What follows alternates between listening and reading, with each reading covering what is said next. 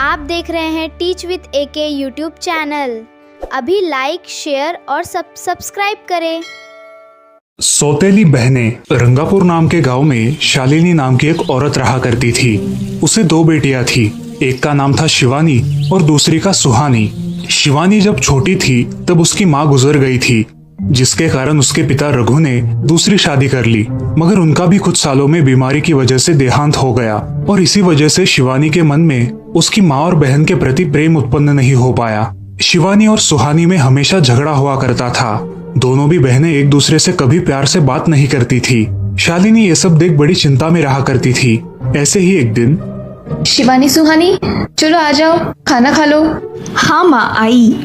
हाँ माँ, मैं भी आई। ऐसा कहकर दोनों बेटियां वहां आ जाती है और देखती है तो उनकी माँ ने उन दोनों के लिए गाजर का हलवा बनाया था। वो देख सुहानी और शिवानी बहुत खुश हो जाती है।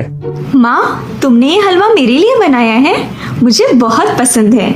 मुझे पता है कि मेरी दोनों बेटियों को हलवा कितना पसंद है, इसीलिए तो मैंने तुम दोनों के लिए हलवा बनाया है। और मेरे लिए माँ? अरे हाँ बेटी, मैंने तुम्हारे लिए भी बनाया है। चलो अब जल्दी से खा लो, तुम दोनों को कॉलेज भी तो जाना है ना।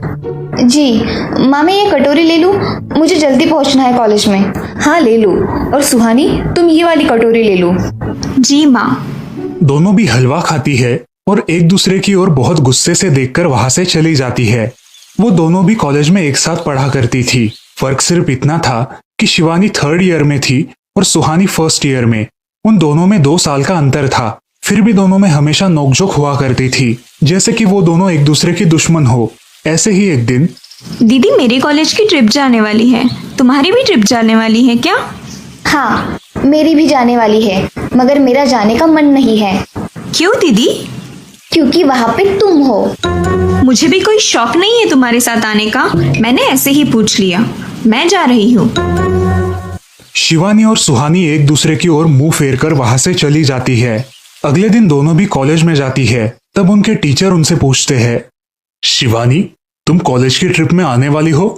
जी सर, मैं आने वाली हूँ। ठीक है, मैं तुम्हारा नाम लिखवा देता हूँ। जी सर। ऐसा बोलकर टीचर ट्रिप के लिए जाने वाले विद्यार्थियों की लिस्ट बना लेते हैं। घर आकर शिवानी और सुहानी ये बातें अपनी माँ को बताती है।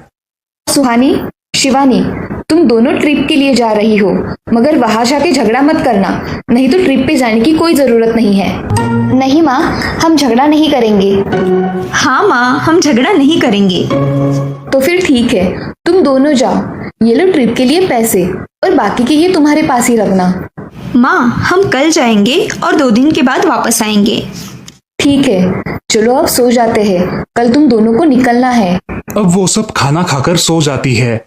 अगले ही दिन सुबह उठकर वो दोनों भी अपने अपने बस में बैठकर ट्रिप के लिए निकल जाती है और इधर शालिनी अपने काम में व्यस्त हो जाती है।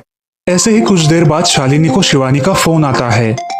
माँ, हम दोनों यहाँ ट्रिप की जगह पहुँच गए हैं। अच्छा बेटी, तुम दोनों ठीक हो ना?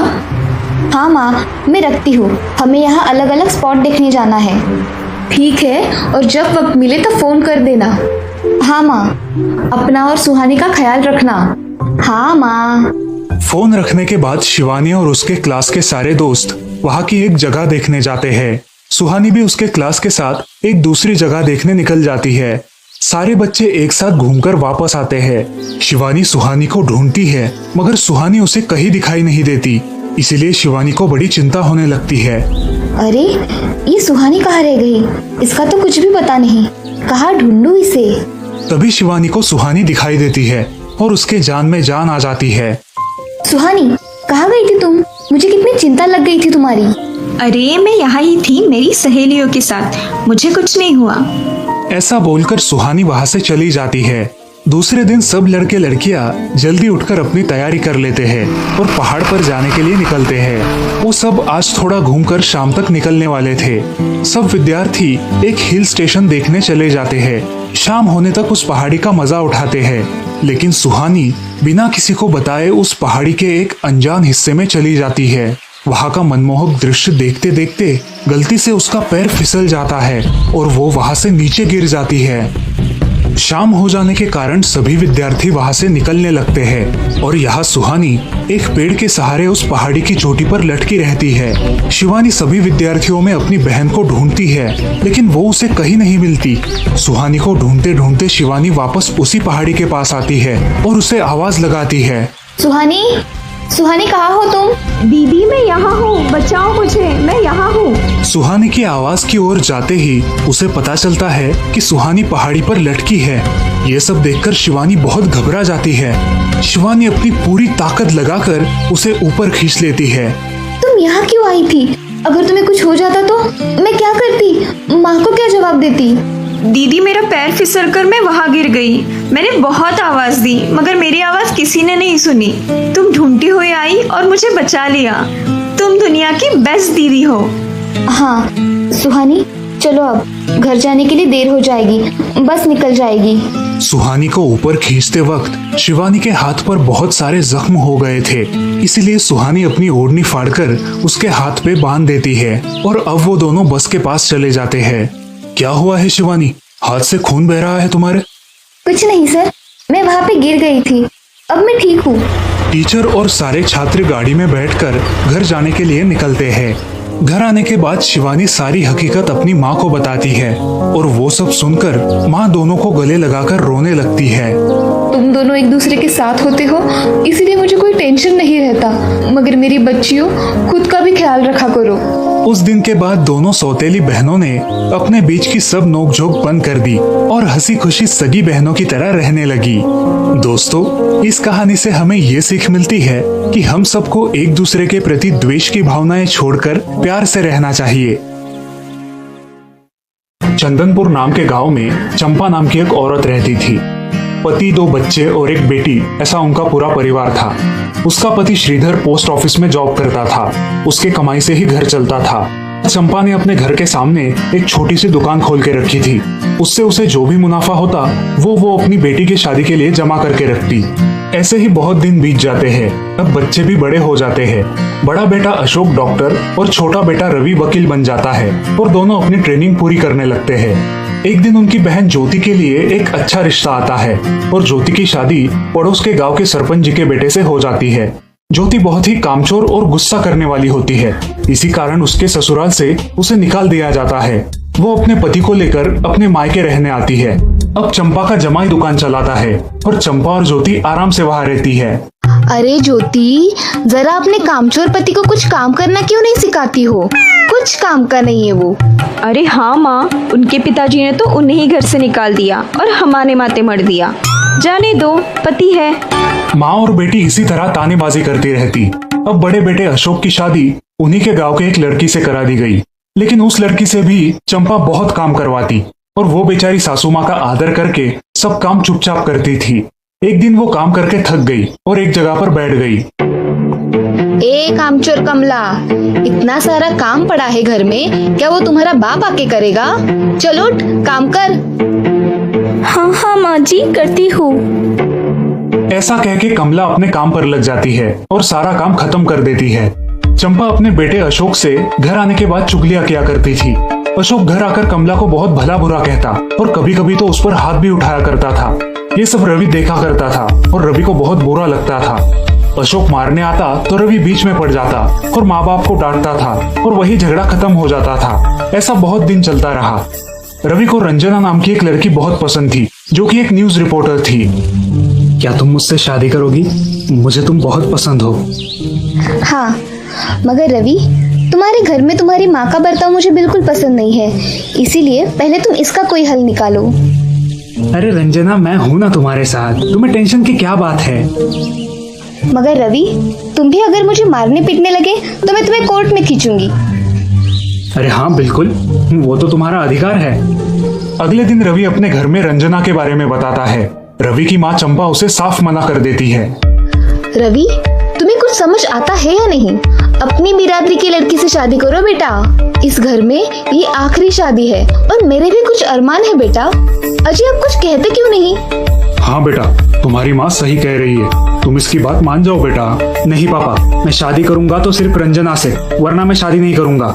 सब चुप हो जाते हैं। अगले दिन रवि मंदिर से शादी करके घर आता है। सब अचरज से रवि की ओर देखते हैं और चुपचाप अपने कमरे में चले जाते हैं। कमला उन दोनों का स्वागत करती है और वो दोनों अपने कमरे में जाते हैं। कैसे लगा मेरा घर? अच्छा है, मगर सब मिलजुल के रहे तो और भी अच्छा होगा। रंजना, तुम्हें मेरी माँ को सबक सिखाना होगा, तभी घर के सारे सदस्य ठीक हो जाएंगे। ठीक है रवि, जैसा तुम चाहो। अगले दिन रंजना अपने घर के मंदिर में पूजा करने जाती है। तभी रुको, मेरे भगवान के मंदिर में तुम मत आओ, जाओ यहाँ से। ये कहकर सास रंजना को वहां से भगा देती है और घर के किसी भी काम को करने से मना कर देती है। तब क्या माँ जी, आज से मैं इस घर की बहू हूँ।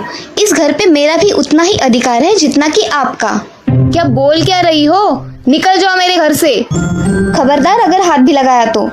पता है ना, मैं न्यूज रिपोर्टर हूँ। रातों रात खबर छाप दूंगी और कोर्ट के चक्कर लगेंगे वो अलग, समझिए आप। सास चुपचाप देखने लगी और उसकी बेटी और ससुर भी देखते ही रह गए। रंजना ने कमला से कहा, दीदी मुझे आपसे काम है, आप मेरे कमरे में आइए। और हाँ, आज से खाना ज्योति दीदी आप बनाएंगी। अरे माँ, तुम कुछ बोल क्यों नहीं रही हो? ये मुझे काम करने को बोल रही है। अजय सुनते हो? चलो मेरी मदद करो। हाँ आता हूँ। ज्योति किचन का काम करने चली गई और सास बाहर का काम करने लगी। रंजना कमला को लेकर अपने कमरे में गई और उससे कहा, कमला दीदी, आप कुछ कहते क्यों नहीं? आप चुपचाप सह लेती हो, उसका ये नतीजा है। अब देखो दीदी कैसे काम कर रही है। आप कुछ काम करती थी क्या शादी के पहले? नहीं रंजना, मगर अब घर से ही अपना खुद का कुछ व्यवसाय शुरू करने का सोच रही हूँ। बहुत अच्छे दीदी, अब आप किसी से मत डरिए, हम हैं आपके साथ। सच में किसी के साथ होने का कितना महत्व होता है। अब उसकी सासू माँ ही घर के सारे काम करने लगी थी और ज्योति को काम करवाने की वजह से ज्योति भी अपने ससुराल जाने की सोच रही थी। अजी, यहाँ तो काम वाली से भी ज्यादा बुरी हालत हमारी हो गई है। चलो हम हमारे घर चलते हैं, सब है हमारे यहाँ। अरे रे, आप कहाँ चली? अभी भी काम बाकी है। ज्योति का पति रंजना से धन्यवाद कहता है और ज्योति को लेकर अपने घर चला जाता है। अब सासू माँ एक दिन पूरा काम करके इतना थक जाती है कि उसके बदन में बहुत दर्द होने लगता है। तब दोनों बहू सास के पास चली आती है और एक बहू सास के पैर दबाती है तो दूसरी बहू सर दबाती है। सासू माँ उठकर रोने लगती है। मुझे माफ कर दो मेरी बेटियों, अब से कभी ये गलती नहीं होगी। सास को उसके किए पर पछतावा होता है और ये देखकर घर के सभी सदस्य बहुत खुश हो जाते हैं। रवि और रंजना भी बहुत खुश होते हैं। वाह बहू, जो आज तक नहीं हुआ वो तुमने करके दिखाया। बहू हो तो ऐसी। रंजना अपने बर्ताव के बदले माफी मांगती है और अब सब लोग खुशी खुशी रहने लगते हैं। तो दोस्तों, इस कहानी से हमें ये सीख मिलती है कि हम सब मिलके परिवार बनता है और हम सब परिवार का महत्वपूर्ण अंग होते हैं। परिवार के काम मिल बांट कर करना ये हमारी वैयक्तिक जिम्मेदारी है। आप देख रहे हैं teach with AK YouTube channel. अभी लाइक, शेयर और सब्सक्राइब करें।